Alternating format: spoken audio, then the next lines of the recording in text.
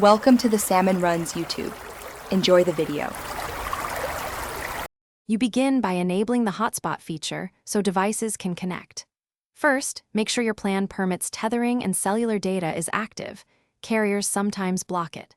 Once done, open Settings and go straight to Personal Hotspot or Mobile Hotspot. You will see the current network name.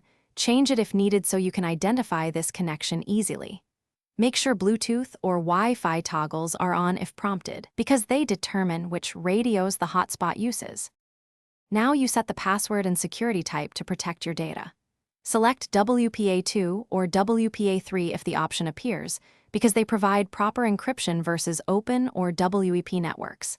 Then enter a password between 8 and 16 characters, combining uppercase, lowercase, digits, and a symbol or two to resist guessing. Once done, tap Save or Apply. This updates the hotspot immediately.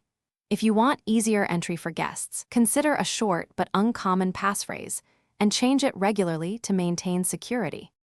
Finish by testing a client device. Select the hotspot SSID and enter the new password to confirm connectivity. If the device won't connect, turn the hotspot off and on again and reboot the client. This clears temporary IP or handshake issues. If devices connect but have no internet, check mobile data on the host and disable any VPNs.